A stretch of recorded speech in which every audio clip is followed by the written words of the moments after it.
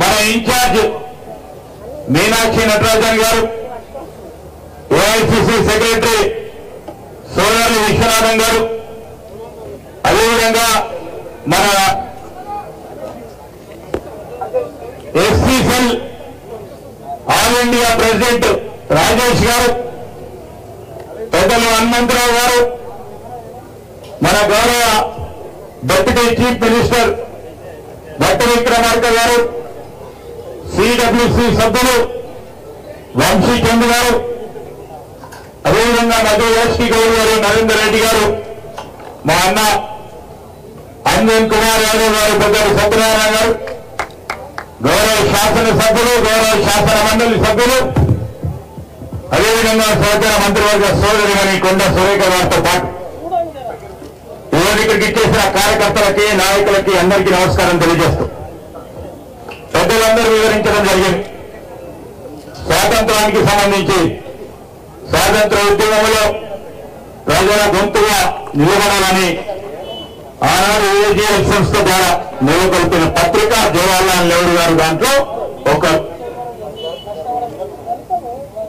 ఏ ఉద్దేశంతో ఆ రోజు పత్రిక స్థాపించడం జరిగిందో, స్వాతంత్రం వచ్చిన తర్వాత కూడా పత్రికకు ఎక్కడ ఇబ్బంది జరగకూడదు, నిరంతరం పత్రికల్లో వార్తలు రావాలి, ప్రజా గొంతుగా నిలబడాలని ఎప్పుడు ఆర్థిక ఇబ్బంది వచ్చినా కాంగ్రెస్ పార్టీ పక్షాన మరి రుణాలు ఇవ్వటం జరిగింది. పత్రికను ముందుకు నడిపించిన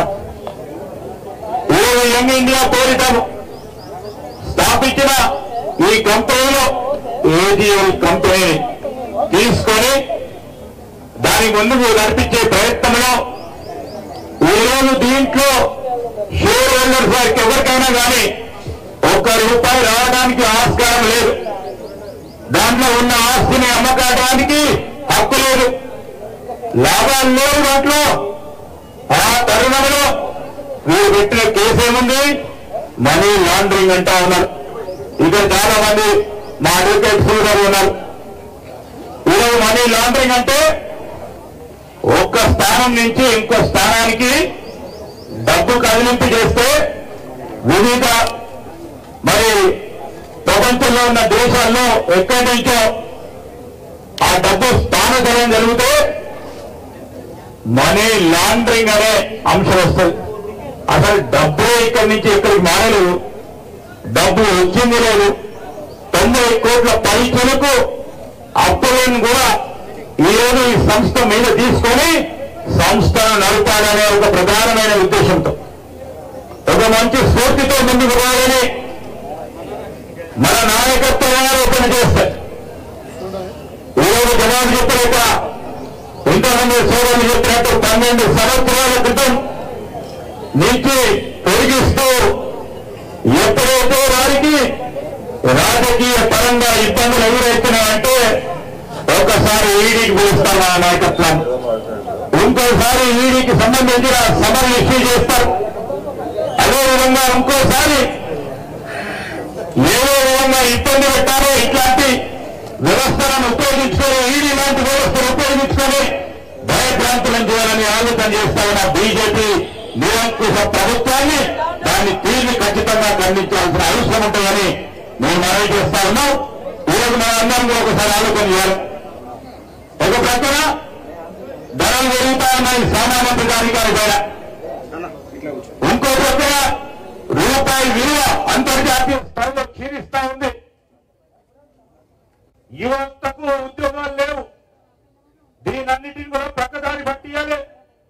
మరి వీటన్నిటికీ గొంతు విప్పి మాట్లాడుతా ఉన్న రాహుల్ గాంధీ గారిని ఏదో విధంగా ఇబ్బంది పెట్టాలని చేస్తా ఉన్న ప్రయత్నం.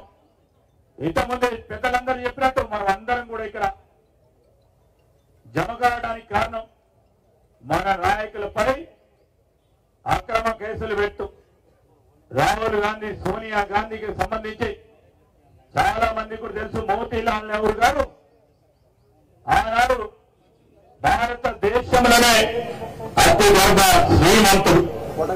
జవహర్లాల్ నెహ్రూ గారు 9.5 సంవత్సరాలు స్వాతంత్రం గురించి జైలులో ఉన్న వ్యక్తి.